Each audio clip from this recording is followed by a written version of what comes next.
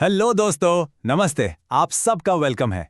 आज ना हम लोग इंग्लिश सीखेंगे, लेकिन एक बहुत ही मजेदार कहानी के साथ। रेडी हैं? तो चलिए शुरू करते हैं।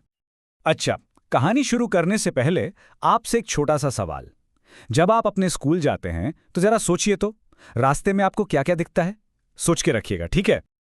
तो आइए मैं आपको मिलवाता हूं हमारी आज की कहानी के मेन कैरेक्टर से। एक लड़का है जिसका नाम है रवि। तो रवि अपने बारे में कुछ बता रहा है। सुनिए, hello I am Ravi.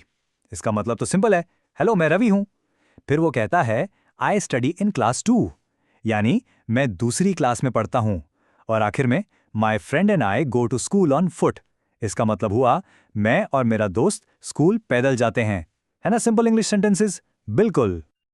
Okay, तो अब रवि हमें अपने सफर पर ले जा रहा है।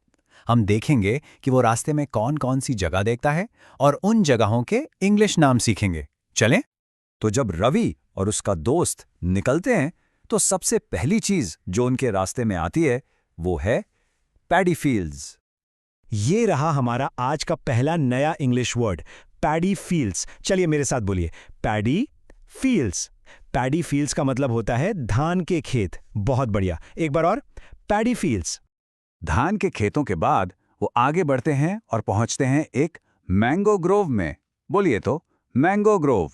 हाँ, इसका मतलब है आम का बगीचा, जहां ढेर सारे आम के पेड़ लगे होते हैं। वाह, बहुत अच्छे।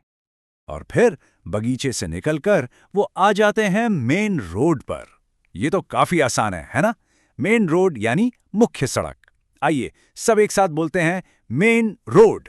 परफेक्ट। ओके, तो जगहों के नाम तो हमने सीख लिए। अब आती है सबसे मजेदार बात। ये रवि और उसका दोस्त रास्ते में सिर्फ चलते नहीं हैं, बहुत मस्ती भी करते हैं। चलिए देखते हैं वो क्या क्या करते हैं और उन कामों को इंग्लिश में क्या कहते हैं। तो देखिए, सबसे पहले जंपिंग ओवर द कनाल्स, यानी छोटी छोटी नालियों के ऊपर से कूदना। इसमें एक्शन क्या है?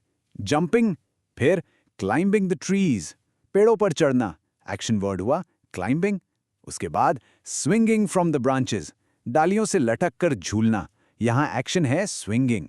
और आखिर में वॉचिंग गार्डन लिजर्ड्स, बाग में घूमने वाली छिपकलियों को देखना, तो यहां एक्शन हुआ वॉचिंग। सोचो कितना मजा आता होगा उन्हें, है ना? Jumping, climbing, swinging, watching. वाह, तो रवि की कहानी सुनते सुनते हमने कितने सारे नए इंग्लिश वर्ड सीख लिए। आइए एक बार फटाफट उन सब को रिवाइज कर लेते हैं।